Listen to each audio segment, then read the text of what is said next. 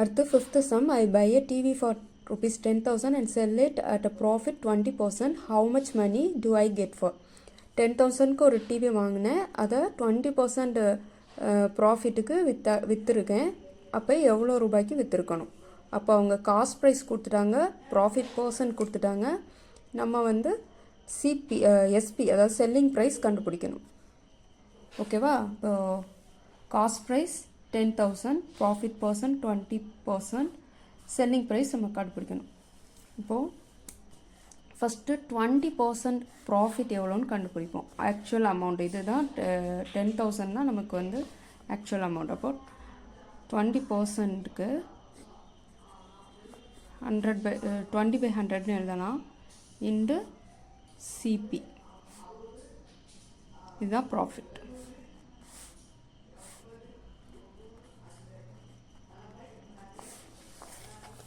இப்போ ப்ராஃபிட் என்ன வரும்? 20/100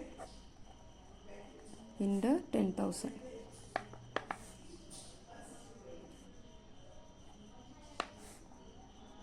rupees 2,000. இப்போ ப்ராஃபிட் இவ்வளோ வந்துச்சுன்னா நம்மளுக்கு செல்லிங் ப்ரைஸ் எவ்வளவு? Cost price plus profit. Cost price rupees 10,000, profit rupees 2,000.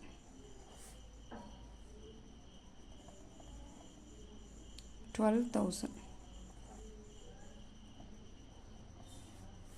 சரி, இதுவே ₹12,000 ஆன்சர். இது வந்து நம்ம சிம்பிளாக எப்படி கண்டுபிடிச்சிருக்கோம்னா, பர்சன்டேஜ் வச்சு நம்ம வந்து ப்ராஃபிட் அமௌண்ட்டை கால்குலேட் பண்ணியிருக்கோம். 100க்கு 20%னா 10,000க்கு எவ்வளவு கால்குலேட் பண்ணி அதை வந்து நம்ம காஸ்ட் ப்ரைஸோட ஆட் பண்ணோம், நமக்கு செல்லிங் ப்ரைஸ் கிடச்சிருச்சு. இது தவிர நம்ம ஃபார்முலா அப்ளை பண்ணினாலும் பண்ணிக்கலாம், அது இன்னொரு மெத்தடு. 2 மெத்தட் நான் சொல்லிடுறேன். ஃபார்முலா வந்து selling price is equal to cost percentage வந்து ஆட் பண்ணணும். அந்த ப்ராஃபிட் பர்சன்டேஜ் இருக்குல்ல, அதை வந்து 100ஓட ஆட் பண்ணணும். ப்ராஃபிட் பர்சன்ட்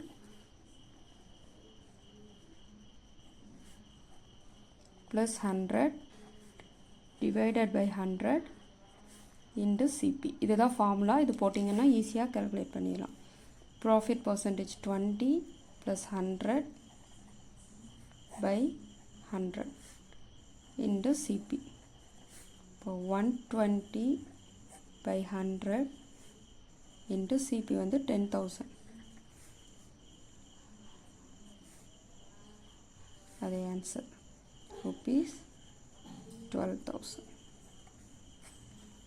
இந்த மெத்தட்லேயும் பண்ணிக்கலாம், உங்களுக்கு எது ஈஸியோ அது பண்ணிக்கோங்க, ஃபார்முலா போட்டு பண்ணிக்கலாம். அடுத்து 6th sum. Juhi sells a washing machine for rupees 13,500. She loses 20% in the bargain. What was the price at which she bought it? இங்கே வந்து செல்லிங் ப்ரைஸ் கொடுத்துட்டாங்க. செல்லிங் ப்ரைஸ் வந்து 13,500. அதில் அவங்க லாஸ் பர்சன்டேஜ் வந்து 20%. அப்போது வந்து அவங்க காஸ்ட் ப்ரைஸ் எவ்வளோன்னு கேட்டிருக்காங்க. இதுவும் நான் 2 மெத்தடில் பண்ணிடுறேன். ஃபஸ்ட்டு செல்லிங் ப்ரைஸ் வந்து 13,500. லாஸ் பர்சன்டேஜ் வந்து 20%. இப்போ இது காஸ்ட் ப்ரைஸில் 20% வந்து லாஸ் ஆகிருக்கு அப்படின்னா, செல்லிங் ப்ரைஸ் வந்து 100ல் 20 மைனஸ் பண்ணால் 80% தான் நமக்கு வந்து 80% அளவுக்கு தான் நம்ம வந்து செல்லிங் ப்ரைஸ் இருக்கும். அப்போது 100க்கு 80 அப்படின்னா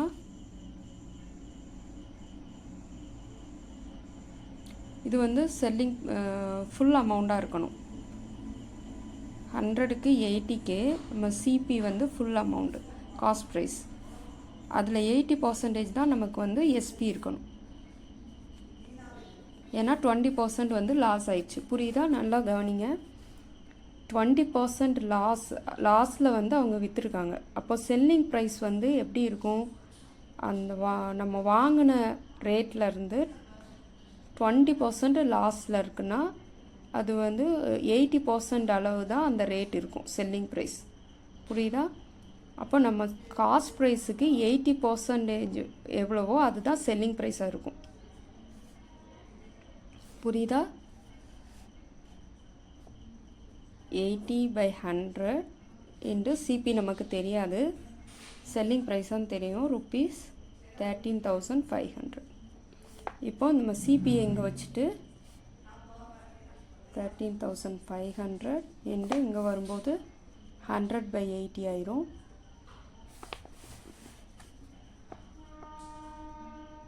0 கட் பண்ணிக்கலாம். 8ஆல் 18 is 8, 18 is 8, 55 ஆகும். 6 8s are 48, 70 ஆகும். 70ல் 8 8s are 64. அப்புறம் பாயிண்ட் வச்சுக்கலாம். மீதி 6 இருக்கும், அது 60 ஆகும். 7 8s are 56. இப்போ 4 வந்து 40 ஆகும். 5 8s are 40. இப்போ 168.75 வருது.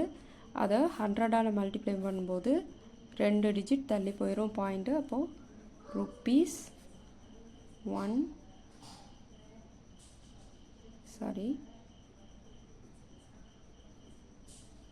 $16,875 வரும். காஸ்ட் ப்ரைஸ் நம்ம எப்படி கண்டுபிடிக்கலாம்?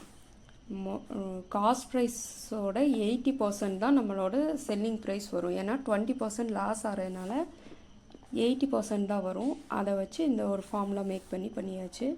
இதுக்கும் நம்ம டைரெக்டாக ஃபார்முலா போட்டும் பண்ணிக்கலாம். இதோட formula CP is equal to 100/100 minus loss percent into SP.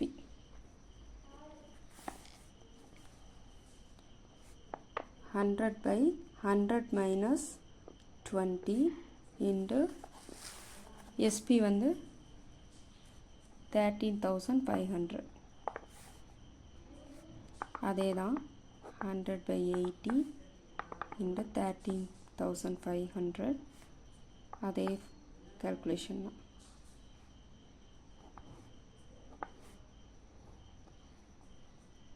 ₹168.75